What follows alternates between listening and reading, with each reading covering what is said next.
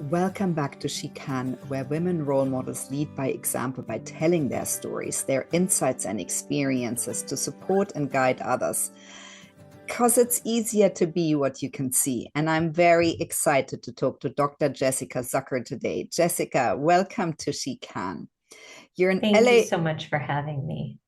You're an LA-based clinical psychologist who's specializing in reproductive and maternal mental health. You're a speaker, an award-winning author, and consultant. Your first book, I Had a Miscarriage, is a memoir and the exploration of grief as a necessary personal and communal process. And your second book, called Normalize It, Upending the Silent Stigma and Shame That Shapes Women's Lives, has come out, and you write for the New York Times, the Washington Post, Vogue, Elle, etc., and all around normalizing women's experiences, particularly surrounding pregnancy, loss, and motherhood. You also researched and still research extensively on reproductive health issues, which inform your clinical work with your patients. You're also on the Community Advisory Board of the Department of Obstetrics and Gynecology at the Stanford University School of Medicine, where you do research on miscarriage care. Jessica, tell us a bit more about yourself in your own words and the pivotal points in your journey. Sure. Well, thank you so much for having me. And it's an honor to be here with you today.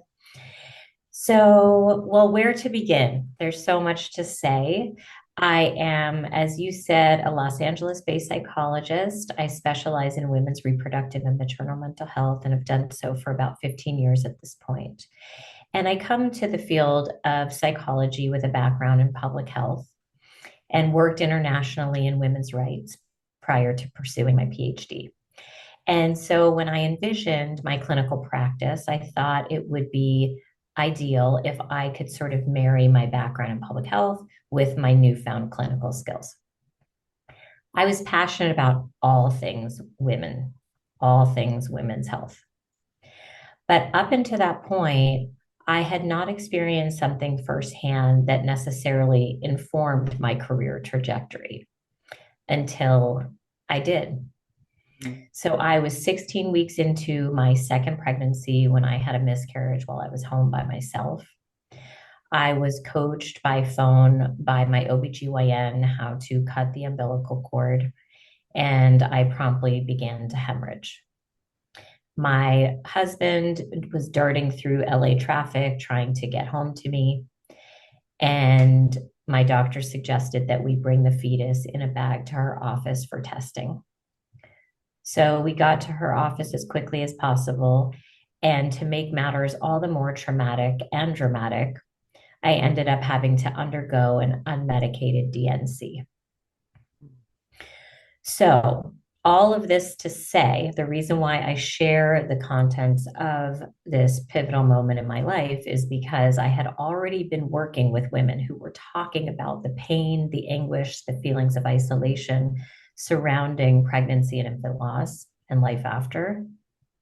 But until I experienced it firsthand, there was only so much I could truly understand.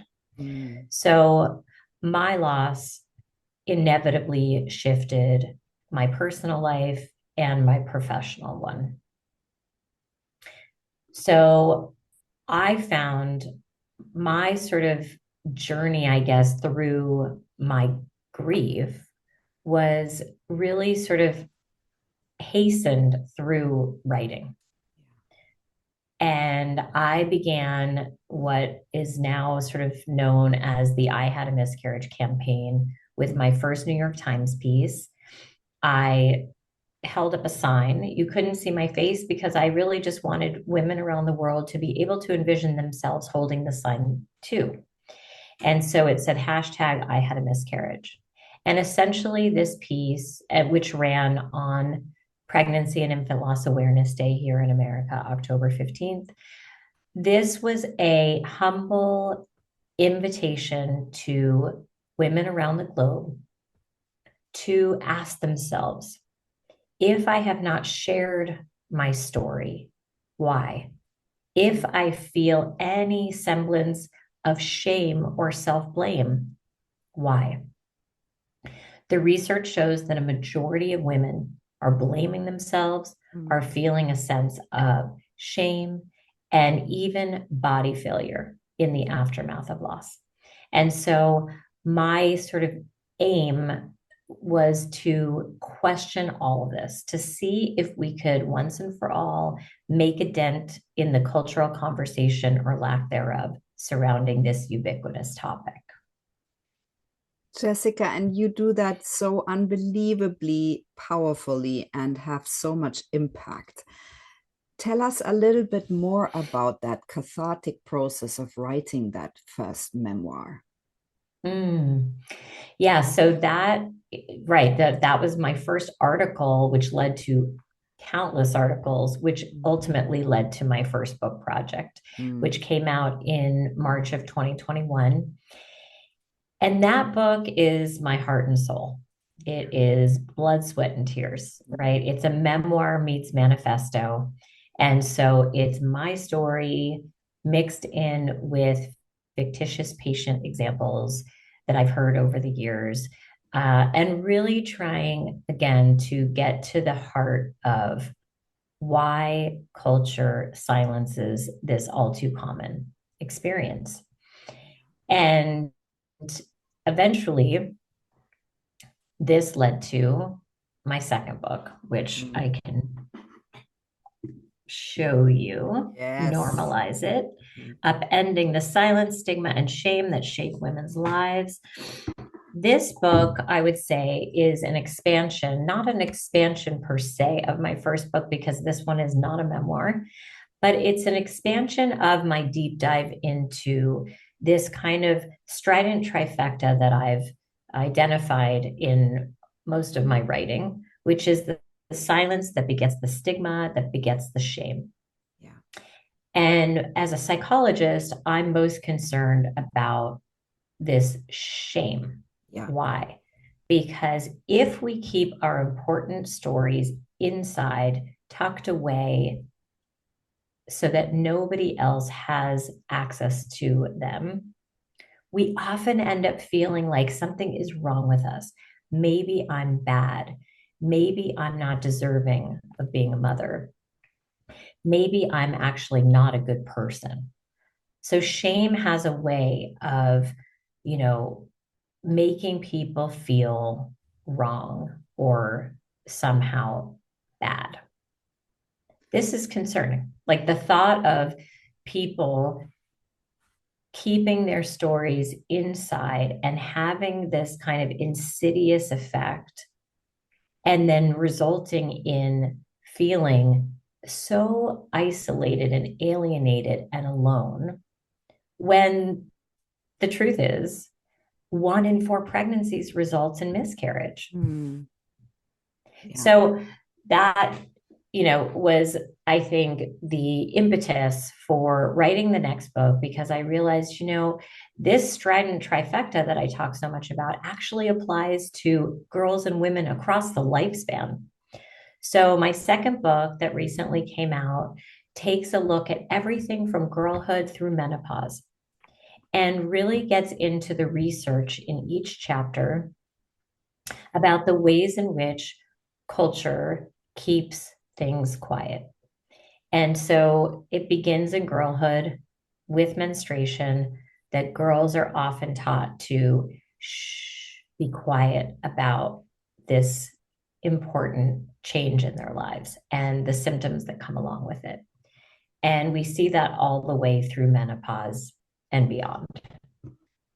Jessica, and thank God things are slowly changing because of change makers such as yourself, who starts to talk about things, because the silence that leads to the stigma, to the shame, and shame being one of the most challenging emotions in the book of emotions, it changes only when people, or women in this case, stand up and don't stand for this anymore. And that's what you're That's doing. right. So tell us a bit more about those learnings that you have over practicing over 15 years with Mm. this trifecta, the silence and the stigma and the shame. And how do you see it changing? How do you see it changing? I know it's a hard question because I think I'm so close to it that Mm, it's hard to know if I actually see the change that I desire to see in the world. mm, The fact that patients continue to sit across from me and blame themselves is problematic. yeah, And yet it makes so much sense because this is how we were raised. We were groomed to blame ourselves. We were groomed to think that somehow we have a hand in anything unfortunate that happens to us over the course of our lives, right? So people yeah. blame themselves for traumas when they had absolutely nothing to do with this outcome. And I feel that women, we also cannot fail, and we can't fail in any space that we inhabit, let alone, as a functioning woman who's supposed to, deal with all of her sort of physical things, and of course, childbirth and so on. And I remember from personal experience, having an 18-year-old daughter and boys and a husband, and going through, the teenage years with the children and going through menopause myself. Actually, at least where I live in the UK, we are starting this conversation now. But certainly when I had to go through it, it was a silent battle. And it was Mm, really hard. And so I always so grateful talking to women such as yourself who is making a change here. Because even though we now have a conversation very much within families, that is still, we grew up in a patriarchal structure where we had to suffer in silence, and doctors yes. aren't trained. When I had panic attacks, I wasn't told that I could be menopausal. I had no idea that I was menopausal, and so it took Mm, me a year or two to get to the bottom of it. And so I think talking about this shame, which is linked to failure, is something that we need to look at. And your book is yes. writing about that. Mm. Thank you so much for sharing that with me. So what did you end up doing in order to feel supported or to get help when you were navigating that? Because that's the troubling thing. It's like we don't even know it's about to happen. We don't even know we're going through it because nobody's talking about it. And there's such a lack of education in advance of these life stages. And so we're sort of lambasted by the symptoms and we don't really know where to turn. So, how did you figure out how to get the support that you needed? I mean, it took years, and it took, so many doctor's visits, so many visits to alternative therapies, up until seeing a shaman, because I didn't get a Mm, diagnosis. And I was always told I was too young because I was in the beginning of my 40s, mid 40s. And so I was not in the right age bracket. And it was mm, really difficult. My kids were growing up, I wasn't really functioning, and so I figured out a way in the end, years later, of hormone replacement, supplements, and I'm rocking and rolling now, but I'm now 53. And so I feel that I've lost a lot of years not knowing exactly mm. how to navigate it. And I also Wow, feel that, we women don't necessarily speak up or champion for other women. And that has to true. change. And that's, I guess, also part of why SheCan was born, because personal struggles that get you to a point where and it's more than a rational thinking, it's a Exactly. physical knowing that we need to enhance those conversations like the one we're having today, and many other Yes, ones where you can go into more detail, because in the end we want you to tell your story to guide and support others, so we can't always go and dig really deep into each subject matter, but to give women the support and this guidance, and this inspiration, that no, they're mm, not, they're not wrong, they're not imagining things, they don't have to yes, suffer in silence. And whether that's in teenage years, or because you have endometriosis, or because you have trouble conceiving, or you've had a miscarriage, or all of those yes. moments where we really leave people by themselves, that we learn So that true. we have to surround people in those moments, and we have to help people find solutions. And everybody, and when we come together, everybody read something, everybody heard something, everybody tried something. And those things I think are vitally important. I did want to read something from the epilogue because sometimes I feel like explaining the book doesn't sort of bring it to life in the way maybe reading from it does. And I think this will really resonate with you and your audience. This is from the end of this second book here. Every time we dare to talk about the hard things, we create ripple effects that ultimately help shape and shift the master narrative, the stigmas, the shoulds.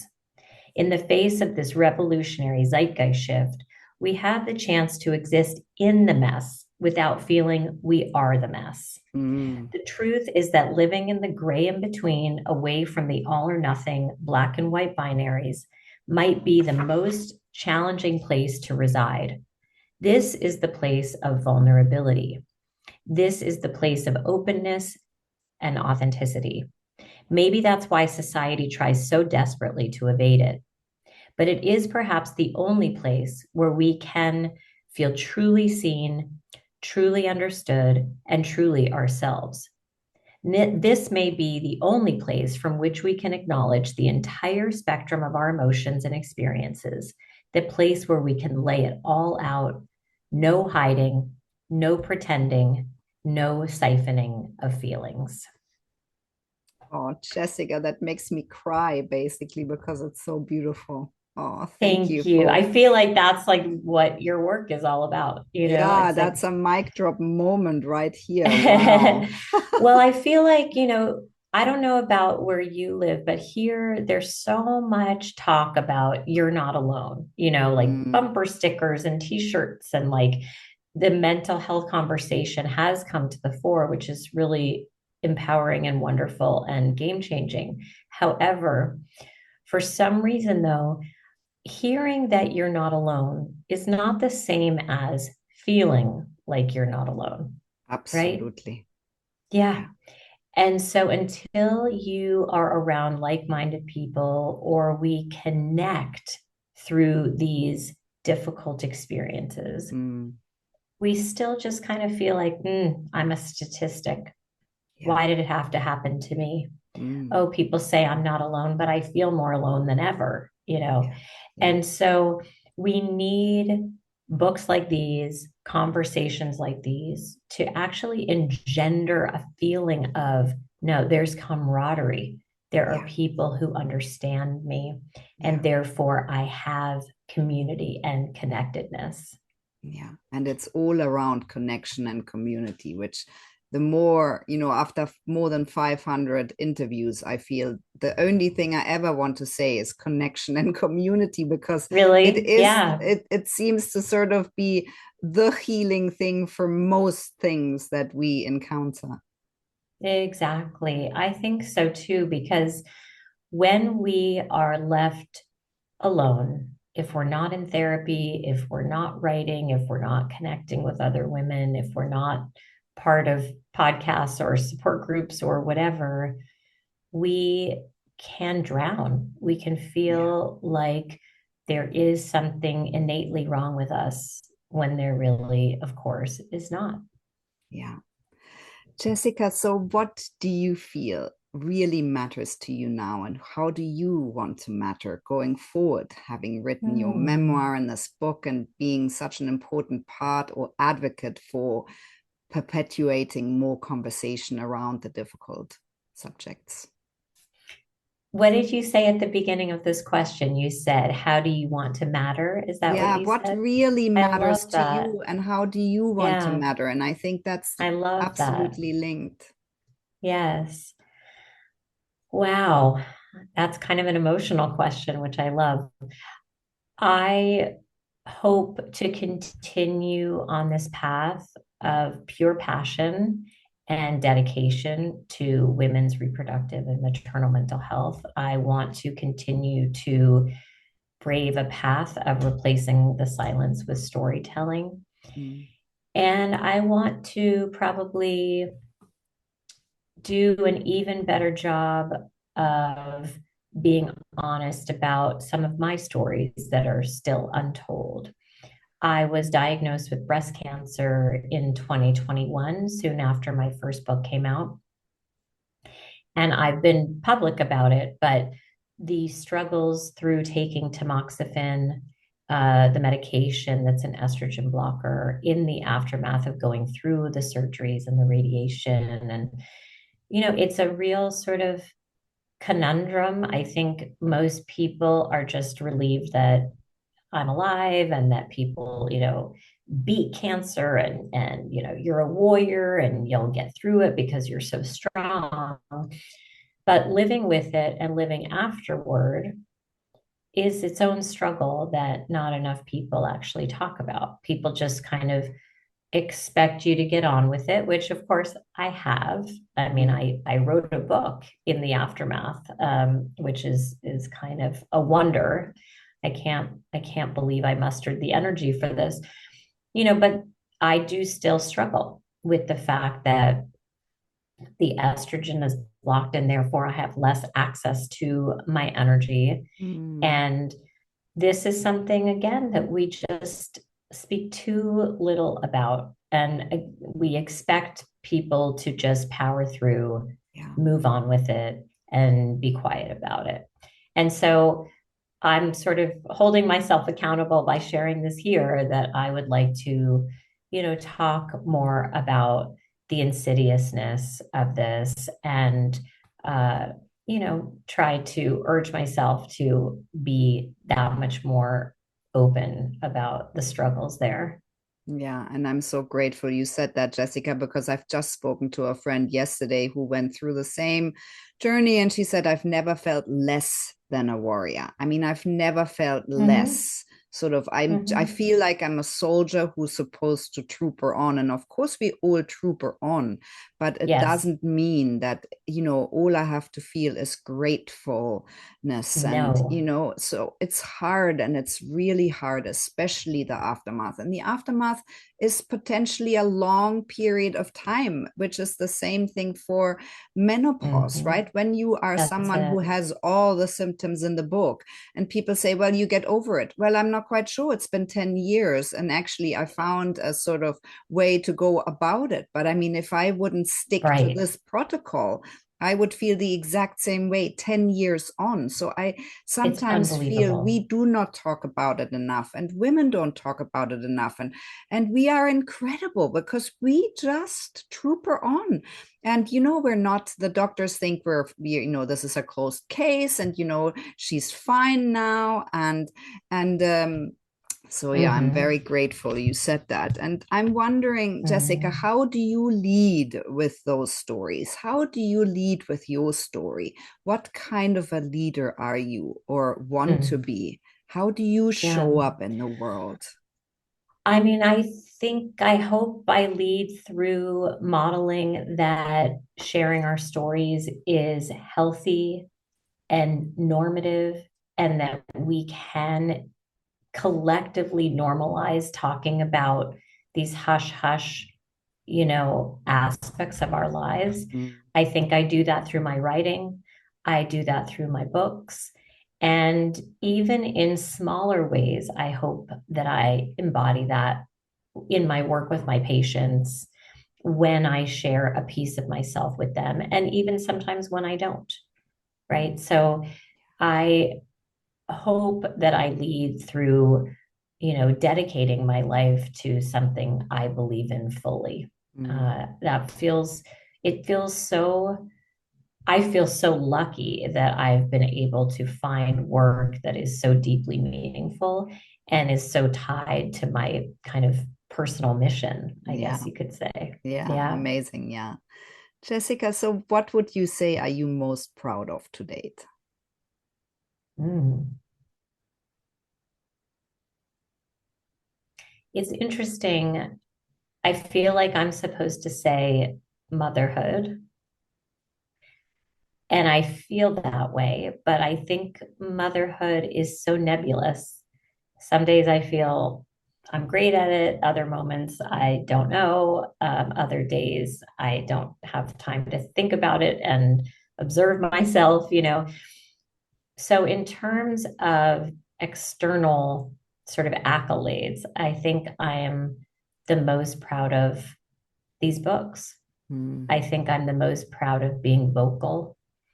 I think I'm incredibly proud of, um, just trying to be part of changing culture when it comes to the experiences of women, Yeah, I which of feel, course includes motherhood, right? But it's like, yeah.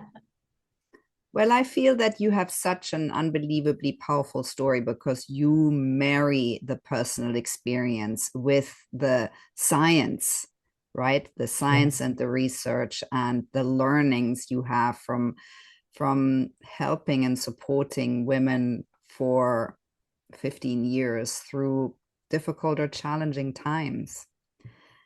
Jessica, so tell us a little bit what success looks like for you. What does it mean for Mm. you? Success looks like really sort of embracing what I feel matters and sort of making sure to make an impact in the world about that, right? So success does not look to me like the dollar amount or even, the amount of accolades necessarily, but success is really about seeing culture shifting Mm, or seeing myself put, myself in a vulnerable position to try to further that change. yeah. Does that Just answer your question? yes, that's amazing. Perfect Oh, answer. okay. There is Okay. no perfect answer, but that this answer is wonderful. So, Okay. so tell us a little bit about the plans and goals you have for this year and beyond. Mm. Well, getting this book into the world has taken a lot of effort and energy, and I feel incredibly enlivened by the process. And so my plan is to continue to nurture that. I do have a third book idea, but I don't know if I'm going to let myself pursue it because of how much time it does take up. Um, my plan is to take the summer months to relax a little bit more and to spend more time with my children. They are 16 and 11, and these are, like they all are, very important moments in their lives. And I think sometimes, all of my professional goals keep me from being with them as much as maybe they would want me to be. Mm. Uh, so I want to make room for that. And we'll see what happens next in terms of more writing for me. Jessica, and what do you think can our listeners take away from your story? What do you want them to take Mm. away from your story? Wow. Well, I want people to know that, of course, grief knows no timeline. Take all the time you need. Cultural pressure around not talking about grief, loss, pain, depression, all of these things, maternal ambivalence, even. I want people to know that they are not alone. And again, like I said before, I want them to feel that somehow. Mm. So maybe through community, maybe through sharing their own story, they can feel that. And then I invite all the listeners to join me in this kind of collective movement to try to replace silence with storytelling once and for all, and to really normalize sharing the important things that we've lived through in our lives. It is not a service to anyone to keep our pain locked away. We might think like, oh, I don't want to be the downer. I think that I can get through this by gritting my teeth and not sharing with anybody. And we see the effects of that. We see depression and anxiety on the rise. We see this loneliness epidemic. We see that, at least in our country, we're in this sort of mental health crisis. Yeah, too, yeah. And so it's not helping us to remain quiet. Mm. So let's use our voices. We can even tell our stories through whispering it in the ear of a neighbor or writing about it in a journal that you don't share with anybody. But it's the point is to move it through us and to not let it fester so that we think that something is somehow wrong with us. Yeah. Dr. Jessica Zucker, thank you so much for this really inspiring conversation. I am so grateful for your work where you replace silence with storytelling and you shine a light on the stigma and shame we hold and how we can change that, and for dedicating your life to women's health and challenging situations. Thank you so much for having me.